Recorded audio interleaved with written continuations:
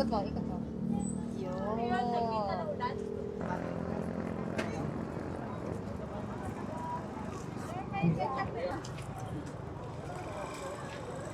Mm.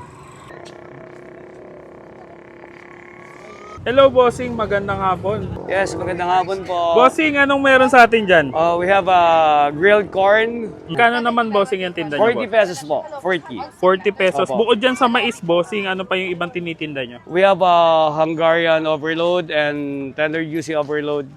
So, sold out na po yung namin, isang Hungarian po namin. Every day, umubos po kami ng 200 pieces to 250 pieces a day po ng Hungarian. Magkano pala nalalaman pagluto na, Sir, bossing? pag nag-pump na siya, kasi usually, sir, ang mais po namin laging fresh. Hindi kita nyo naman po, sariwa po yung mais namin po. Paano yan, bossing? Niluluto pa ba yan bago iihaw o dire-diretso na Hindi yan? na po.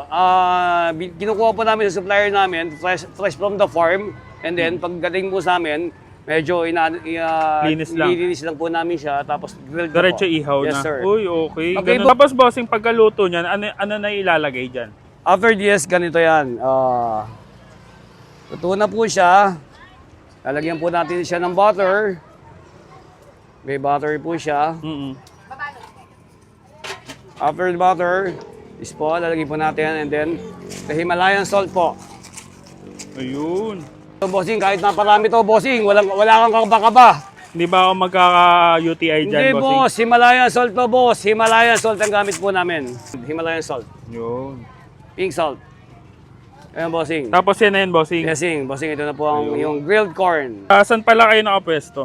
We're located here in Alapan 1C, dito po sa may jogging lane. Alapan 1C po siya. Makikita niyo po siya sa likod po ng SM. Yun po.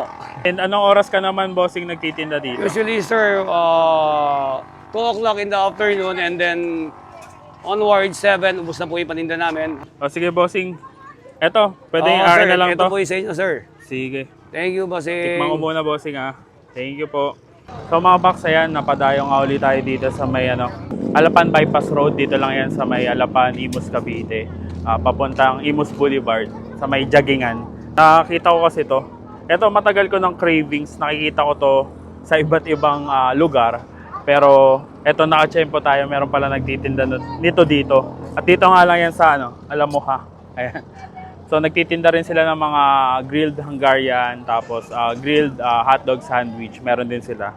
Tsaka ito, grilled na corn. So ito walang kaarte-arte.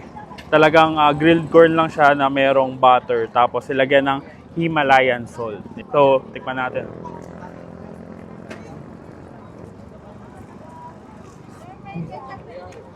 Sira bracket ko dito. Ito masarap dito. Sarap ng mais niya, matamis. Fresh na fresh, bago nga daw talaga. Tapos yung alat, tama nga si kuya, consistent yan. Hindi siya sobrang alat. Nandun yung pitik ng alat pero hindi sobrang alat. Saktong-sakto lang. So, and mga box, umaambo na. So, busin ko muna to, and kung gusto nyo masubukan, ayan, dito nga lang sila sa may Alapan, Imus, Cavite, and kita-kit sa susunod kung dadayuin kung saan may masarap, mura at kakaibang kainan, and don't forget to eat, ride and grind. Let's go!